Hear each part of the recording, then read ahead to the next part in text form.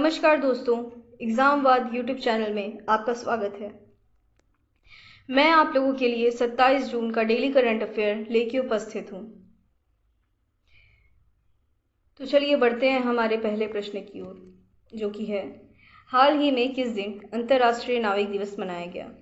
आपका option A है 25 जून, option B 27 जून, option C 12 जून और ऑप्शन डी 21 जून।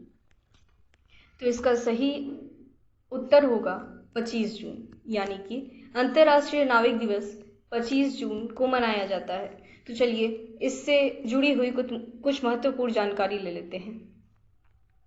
इसका 2021 का थीम था seafarers at the core of shipping's future. यह दिवस अंतर्राष्ट्रीय समुद्री संगठन यानी कि इंटरनेशनल मैरीटाइम ऑर्गेनाइजेशन के द्वारा अंतर्राष्ट्रीय समुद्री व्यापार, विश्व अर्थव्यवस्था में नाविकों द्वारा दिए गए अद्वितीय योगदान को उजागर करने के लिए प्रत्येक वर्ष 25 जून को मनाया जाता है। तो चलिए बढ़ते हैं हमारे अगले प्रश्न की ओर। प्रश्न संख्या 2, हाल ही में किस बैंक ने भारत के स्वास्थ्य ढांचे को मजबूत करने के लिए Arogyam health care business loan launch किया है। ऑप्शन ए है Punjab National Bank, option B है Axis Bank, option C State Bank of India और option D Bank of Baroda. तो इसका सही आंसर होगा स्टेट बैंक ऑफ इंडिया, यानी कि state Bank of India SBI ने भारत के स्वास्थ्य ढांचे को मजबूत करने के लिए Arogyam health care business loan launch किया है। तो आइए इससे रिलेटेड कुछ महत्वपूर्ण जानकारी देख लेते हैं। SBI यानी कि स्टेट बैंक ऑफ इंडिया का हेडक्वार्टर है मुंबई में। इसे 1 जुलाई 1955 को इस्टेब्लिश किया गया और इसके चेयरमैन हैं दिनेश कुमार खारा। तो चलिए बढ़ते हैं हमारे अगले प्रश्न की ओर। प्रश्न संख्या 3, हाल ही में किसे इराक के लिए नया भारतीय राजदूत नियुक्त किया गया है। आपके ऑप्शन हैं option A Sushmita Rawat, option B L Prashant Paes, option C Abdul Hamid और ऑप्शन डी विक्रम भट्ट। तो इसका सही आंसर होगा एल प्रशांत पाइस, यानी कि हाल ही में इराक के लिए नया भारतीय राजदूत एल प्रशांत पाइस को नियुक्त किया गया है। इससे रिलेटेड कुछ महत्वपूर्ण जानकारी है। इराक का कैपिटल बगदाद है, जैसा कि हम सभी जानते हैं, और इसकी करेंसी है इराकी दिनार और इसके प्रेसिडेंट हैं बरहम सलीह। तो चलिए बढ़ते हैं हमारे अगले प्रश्न की ओर। प्रश्न संख्या 4, हाल ही में जारी पुस्तक इट्स अ वंडरफुल लाइफ किसके द्वारा लिखा गया है। ऑप्शन संख्या ए है James Anderson, option B Drago Franklin, option C Victoria Azarenka और ऑप्शन डी रस्किन बॉन्ड। तो इसका सही उत्तर होगा रस्किन बॉन्ड। तो आइए इनसे रिलेटेड यानी कि हमारे रस्किन बॉन्ड से रिलेटेड कुछ महत्वपूर्ण जानकारी देख लेते हैं। रस्किन बॉन्ड ब्रिटिश मूल के प्रसिद्ध भारतीय लेखक हैं, ये याद रखिएगा। हाल ही में नेशनल स्किल डेवलपमेंट कॉरपोरेशन यानी कि NSDC किसके साथ मिलकर युवाओं के लिए कौशल विकास और उद्यमिता के अवसरों को बढ़ावा देने के लिए digital skill championship program launch किया। ऑप्शन ए है Twitter, option B Instagram, option C WhatsApp और ऑप्शन डी फेसबुक। तो इसका सही उत्तर होगा व्हाट्सएप। जी बिल्कुल, व्हाट्सएप ने ही नेशनल स्किल डेवलपमेंट कॉरपोरेशन यानी कि NSDC के साथ मिलकर युवाओं के लिए कौशल विकास और उद्यमिता के अवसरों को बढ़ावा देने के लिए डिजिटल स्किल चैंपियनशिप प्रोग्राम शुरू किया था। तो व्हाट्सएप से रिलेटेड कुछ महत्वपूर्ण जानकारी है कि इसका एस्टेब्लिशमेंट यानी कि स्थापना 2009 में हुआ है और इसका हेडक्वार्टर है Menlo park, California, United states और इसके CEO हैं विल कैथकार्ट। चलिए बढ़ते हैं हमारे अगले प्रश्न की ओर। प्रश्न संख्या 6, हाल ही में किसे जाम्बिया के लिए नए भारतीय उच्चायुक्त नियुक्त किया गया है। ऑप्शन ए है अशोक कुमार, ऑप्शन बी विजय बंसल, ऑप्शन सी गजेंद्र सिंह और ऑप्शन डी विजय चौहान। तो इसका सही उत्तर होगा अशोक कुमार। तो आइए अशोक कुमार से जाम्बिया से रिलेटेड कुछ महत्वपूर्ण जानकारी देख लेते हैं। जाम्बिया का कैपिटल है लसाका और इसकी करेंसी है जाम्बिया क्वाचा। तो आइए बढ़ते हैं अपने अगले प्रश्न की ओर। प्रश्न संख्या 7। हाल ही में उड़ीसा के चांदपुर टेस्ट रेंज से कौन सी सबसोनिक क्रूज मिसाइल का सफल परीक्षण किया गया है? ऑप्शन ए है निर्भय, ऑप्शन बी है GC-28, ऑप्शन सी है ब्रह्मोस, ऑप्शन डी है नेपच्यून। तो इसका सही उत्तर होगा निर्भय। तो चलिए दोस्तों बढ़ते हैं अपने अगले प्रश्न की ओर। प्रश्न संख्या 11। पहली भारत नेपाल भारत गौरव पर्यटक ट्रेन किस रेलवे स्टेशन से हरी झंडी दिखाकर रवाना की गई है? ऑप्शन ए है Nai Delhi railway station, option B है Anand Vihar railway station, option C Delhi central railway station और ऑप्शन डी है सफदरजंग रेलवे स्टेशन। तो इसका सही उत्तर होगा सफदरजंग रेलवे स्टेशन। तो आइए इससे जुड़ी हुई कुछ महत्वपूर्ण जानकारी देखते हैं। सफदरजंग रेलवे स्टेशन पहली भारत नेपाल भारत गौरव पर्यटक ट्रेन दिल्ली के सफदरजंग रेलवे स्टेशन से हरी झंडी दिखाकर रवाना की गई है। इस ट्रेन में 500 भारतीय पर्यटक सवार हैं। यह 23 जून को नेपाल के जनकपुर धाम स्टेशन पर पहुंचेगी। चलिए बढ़ते हैं अपने अगले प्रश्न की ओर। प्रश्न संख्या 12। निम्न में से संयुक्त राष्ट्र में भारत की अगली स्थायी प्रतिनिधि के रूप में नियुक्त किया गया है? किसे नियुक्त किया गया है? तो आपका ऑप्शन ए है Indira Nooyi, option B Ruchira Kamboj, option C Suman Verma और ऑप्शन डी है संजीत सिंह। तो इसका सही उत्तर होगा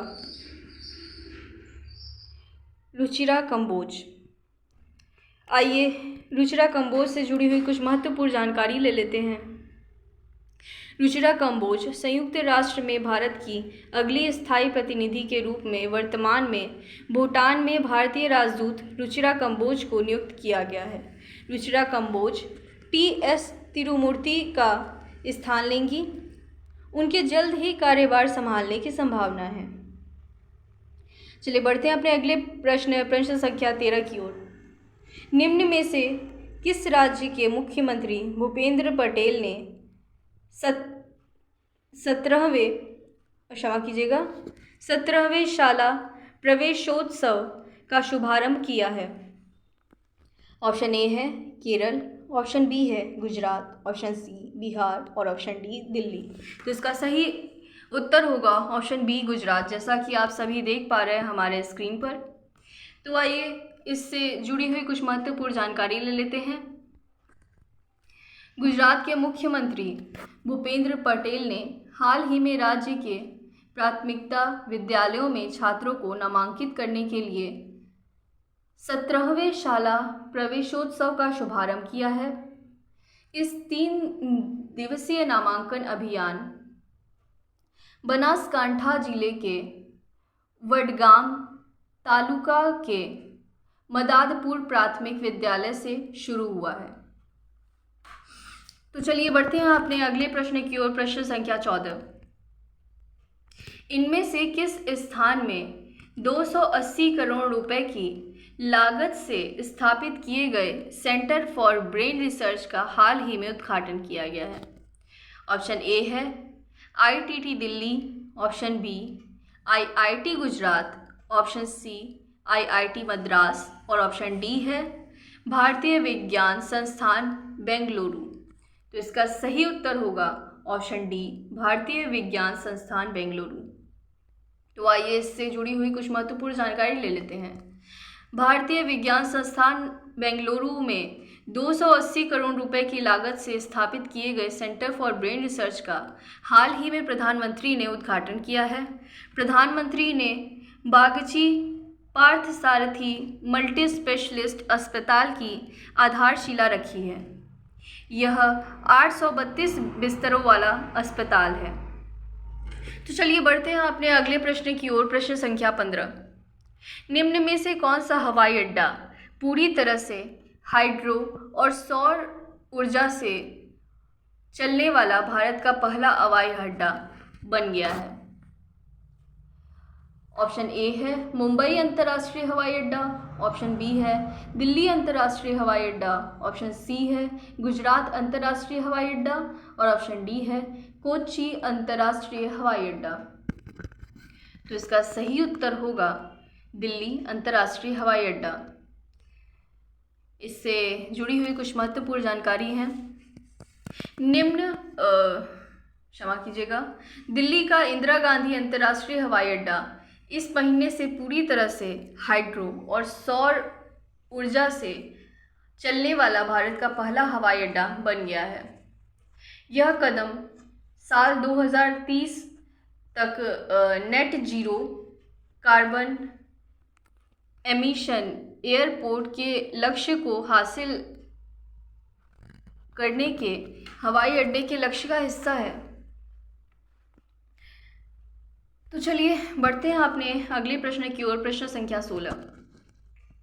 हाल ही में किस केंद्रीय मंत्री ने यूरोपीय लोगों के बीच आम के प्रति जागरूकता बढ़ाने के लिए बेल्जियम में मैंगो फेस्टिवल का आयोजन किया है?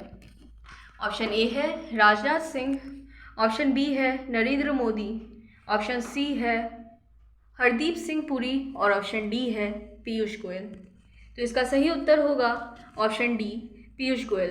तो आइए इससे जुड़ी हुई कुछ महत्वपूर्ण जानकारी देख लेते हैं। पीयूष गोयल भारतीय केंद्रीय वाणिज्य और उद्योग मंत्री पीयूष गोयल ने हाल ही में यूरोप में भारतीय आमो मार्केट स्थापित यानी कि भारतीय मैंगो मार्केट स्थापित करने और यूरोपीय लोगों के बीच आम के प्रति जागरूकता बढ़ाने के लिए बेल्जियम में मैंगो फेस्टिवल का आयोजन किया है। भारत शेष विश्व में आमों का एक बड़ा आपूर्ति करता है। तो आइए बढ़ते हैं अगले प्रश्न की ओर। प्रश्न संख्या 17। निम्न में से किस देश ने हाल ही में GSAT-24 उपग्रह को फ्रेंच रॉकेट से लॉन्च किया है? ऑप्शन ए है भारत, ऑप्शन बी है जापान, ऑप्शन सी चीन और ऑप्शन डी है अमेरिका। तो इसका सही उत्तर होगा हमारा अपना देश भारत। तो आइए इससे जुड़ी हुई कुछ महत्वपूर्ण जानकारी ले लेते हैं। भारत ने हाल ही में GSAT-24 उपग्रह को फ्रेंच रॉकेट से लॉन्च किया है, जिसे इसरो द्वारा new space India limited NSIL के लिए बनाया गया है। इसे उपग्रह को एरियन 5 अंतरिक्ष प्रक्षेपण यान पर फ्रांसीसी कंपनी एरियन स्पेस द्वारा लॉन्च किया गया है। तो चलिए बढ़ते हैं अपने अगले प्रश्न की ओर। प्रश्न संख्या 18। गौर कीजिएगा, यहाँ पर आपको पश्चिम सेती विद्युत परियोजना के संदर्भ में 2 विचार प्रस्तुत किए जाएंगे, जिनमें से आपको बताना होगा कि सही कौन सा है। तो हमारा पहला विचार है, यह एक प्रस्तावित जल विद्युत परियोजना है जिसे भूटान में सेती नदी पर बनाया जाना है। हमारा दूसरा विचार है, यह बांध स्थल सेती और कर्णाली नदियों के संगम पर स्थित है, जो गंगा बेसिन का हिस्सा है। तो आपको बताना होगा कि पश्चिम सेती विद्युत परियोजना के संदर्भ में कौन सा विचार अथवा कथन सही था या उचित था।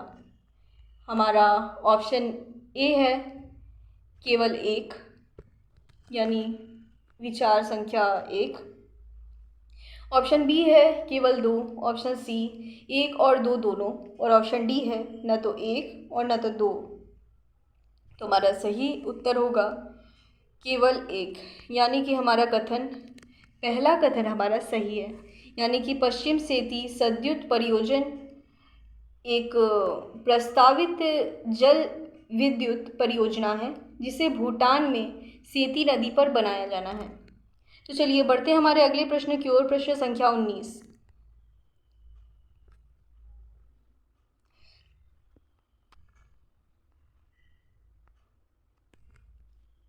बायोप्लास्टिक के संबंध में निम्नलिखित कथनों पर विचार कीजिए। कथन, हमारा पहला कथन या विचार है, इसे पेट्रोलियम की जगह मक्का, गेहूं या गन्ने जैसे पौधों से बनाया जाता है। हमारा दूसरा विचार है, बायोप्लास्टिक का शुद्ध ग्रीन हाउस गैस संतुलन शून्य माना जाता है। तो हमारा ऑप्शन ए है केवल 1, ऑप्शन बी केवल 2, ऑप्शन सी 1 और 2 दोनों, और ऑप्शन डी न तो 1 और न तो 2। तो हमारा सही उत्तर होगा 1 और 2 दोनों, जैसा कि आप अपने स्क्रीन पर देख पा रहे हैं। यानी कि बायोप्लास्टिक से के संबंध में क्षमा कीजिएगा, बायोप्लास्टिक पेट्रोलियम की जगह मक्का, गेहूं या गन्ने जैसे पौधों से बनाया जाता है और बायोप्लास्टिक का शुद्ध ग्रीन हाउस गैस संतुलन शून्य माना जाता है। चलिए बढ़ते हैं अपने अगले प्रश्न की ओर। प्रश्न संख्या 20। हाल ही में जारी नवीनतम फीफा विश्व रैंकिंग में भारतीय पुरुष फुटबॉल टीम कौन से स्थान पर रही है? ऑप्शन ए है 52वें स्थान पर, ऑप्शन बी है 68वें स्थान पर, ऑप्शन सी है 85 स्थान पर और ऑप्शन डी है 104वें स्थान पर। तो इसका सही उत्तर होगा 104वें स्थान पर, जैसा कि हम सभी अपने स्क्रीन पर देख पा रहे हैं। तो इससे जुड़ी हुई कुछ महत्वपूर्ण जानकारी ले लेते हैं। हाल ही में जारी नवीनतम फीफा विश्व रैंकिंग में भारतीय पुरुष फुटबॉल टीम 2 स्थान की छलांग के साथ 104वें स्थान पर रही है, लेकिन एशियाई फुटबॉल परिसंघ AAFC के सदस्यों में भारत की रैंकिंग 19वें स्थान पर स्थिर बनी हुई है। तो अब अगला प्रश्न आप सभी के करने के लिए होगा, जिसका कि सही उत्तर आप सभी को हमारे कमेंट बॉक्स में लिखना होगा। क्षमा कीजिएगा। अंतरिक्ष स्टार्टअप परिस्थिति तंत्र पर एक राष्ट्रीय सम्मेलन का उद्घाटन कहाँ हुआ है? आपका ऑप्शन ए है हिमाचल प्रदेश, ऑप्शन बी है बंगाल, ऑप्शन सी है नई दिल्ली और ऑप्शन डी है उत्तर प्रदेश। तो इसका सही उत्तर यानी कि अंतरिक्ष स्टार्टअप परिस्थिति तंत्र का राष्ट्रीय सम्मेलन कहाँ हुआ है, मतलब इसका उद्घाटन कहाँ हुआ है, इसका सही उत्तर आपको हमें कमेंट बॉक्स में लिखकर बताना होगा। धन्यवाद मित्रों। जय हिंद, जय भारत।